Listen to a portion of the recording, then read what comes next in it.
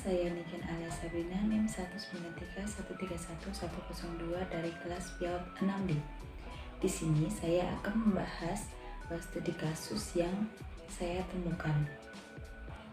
Kasus yang pertama adalah anak dominan diam dengan pandangan kosong pada saat pembelajaran, susah dalam menanggapi materi pembelajaran, dan susah dalam mengingat materi pembelajaran. Di sini, layanan BK yang didapatkan anak, layanan BK secara mandiri, dan pelaksanaan bantuannya adalah yang pertama, cara untuk membantu anak yang pelupa atau susah mengingat materi dalam pembelajaran. Pertama yaitu dengan menyediakan tempat yang nyaman untuk belajar, yaitu anak yang mudah lupa membutuhkan tempat dan suasana yang bebas dari keramaian dan gangguan. Tempat belajar sebisa mungkin dibuat nyaman agar anak tidak mudah merasa cemas atau gelisah. Yang kedua, memberi penekanan, yaitu memberikan penekanan atau membiarkan anak tahu bahwa apa yang diucapkan atau dikatakan adalah hal yang penting dengan memberikan sedikit penekanan. Sebagai contohnya adalah seperti ini, coba diingat ya, ini penting. Atau dengan Bunda ingin kamu mengingat ini ya, seperti itu. Yang ketiga, dengan menghitung, yaitu dengan mencantumkan angka di depan informasi yang diharapkan akan diingat oleh anak. Yang keempat adalah berlatih, membuat anak untuk mengulang poin-poin secara verbal apa yang telah disampaikan oleh guru, hingga mereka mengingat kembali, atau ini semacam bimbingan awal bagi anak. Yang kedua adalah cara untuk membantu anak yang susah dalam memahami materi pembelajaran. Yang pertama, jangan menyekolahkan anak di usia yang terlalu dini, karena pada dasarnya setiap anak itu memiliki kebutuhan yang berbeda antara satu dengan yang lain. Bisa saja satu anak dengan anak yang lain itu berbeda kapasitasnya.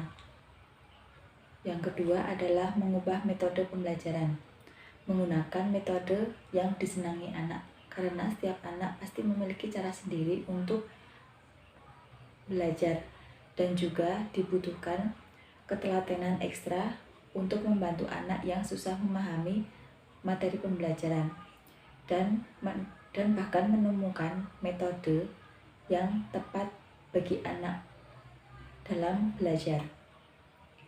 Yang ketiga, mengevaluasi kembali dan mengulang kembali materi pembelajaran kepada anak, agar anak mengingat apa saja yang telah dipelajari tadi, dapat mengulanginya secara singkat atau memberi pertanyaan-pertanyaan singkat kepada anak. Untuk kasus yang kedua adalah anak seringkali marah atau mengamuk bila kemauannya tidak dimengerti oleh guru ataupun orang tua. Layanan BK yang diberikan adalah layanan secara pribadi atau individu kepada anak. Pelaksanaan bantuannya, yang pertama, menenangkan hati dan pikiran anak, yaitu dengan tenang dan tegas kita mengatakan kepada anak bahwa marah-marah adalah hal yang tidak baik dan tidak dapat diterima oleh teman-teman. Yang kedua, jangan segera menuruti keinginan anak.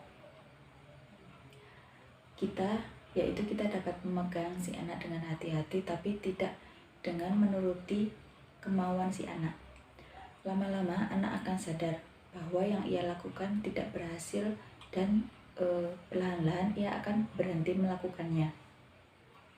Yang ketiga adalah memberi waktu dan menunggu hingga anak tenang, yaitu meminta ia untuk duduk di sebuah kursi hingga ia merasa tenang.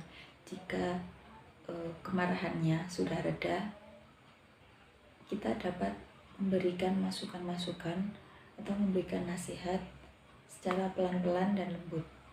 Dan sebagai guru kita dapat mengajak bicara dan menyampaikan bahwa tindakannya tadi tidak dapat diterima dan tidak baik. Itu adalah sikap yang negatif. Cukup sekian pembahasan kasus yang dapat saya sampaikan. Kurang lebihnya saya mohon maaf. Wassalamualaikum warahmatullahi wabarakatuh.